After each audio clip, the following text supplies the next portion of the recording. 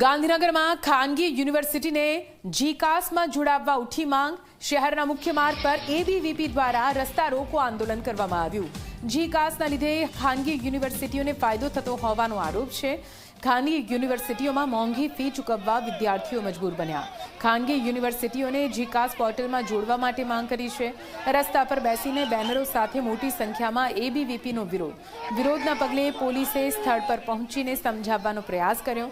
Police કર્મચારીઓ સાથે એબીવીપીના કાર્યકરોની પણ ઝપાઝપી થઈ।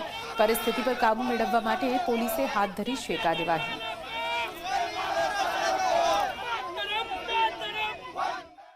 જીકાસના લીધે બહુ બધા રાઉન્ડના લીધે ક્યારેક ગવર્મેન્ટ સીટો ખાલી રહી જાય છે અને પ્રાઇવેટ સીટોમાં સંખ્યા વધારે ભરાઈ જાય છે। જ્યાં પ્રાઇવેટ સીટોની કેપેસિટી 3000 હોય છે ત્યાં 13,000 સ્ટુડન્ટને ભરવામાં આવે છે, જેના લીધે ગવર્મેન્ટ કોલેજમાં બહુ બધી તકલીફ પડે છે અને એમાં એડમિશન પ્રોસેસમાં બહુ રાઉન્ડના લીધે બહુ વધી જાય છે, જે સ્ટુડન્ટને તકલીફવાળું કામકાજ થઈ જાય છે। એબીવીપી દ્વારા સરકારને એ જ માગ છે કે પ્રાઇવેટ યુનિવર્સિટીઓને જીકાસની અંદર એડ કરવામાં આવે।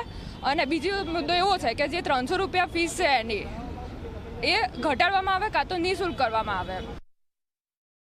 33 રાઉન્ડ પડ્યા બાદ પણ વિદ્યાર્થીઓને એડમિશન નથી મળતું, તો ના છૂટકે એમને પ્રાઇવેટ યુનિવર્સિટીમાં મોંઘી દાટ ફી ભરીને પ્રાઇવેટ યુનિવર્સિટીમાં એડમિશન લેવું પડે છે કે જે 3000ની અંદર સરકારી કોલેજમાં એડમિશન મળી શકે છે, તો એની એ જ જગ્યાએ 35,000 કે 50,000 ફી ભરીને પ્રાઇવેટ યુનિવર્સિટીમાં વિદ્યાર્થીઓને એડમિશન લેવું પડે છે।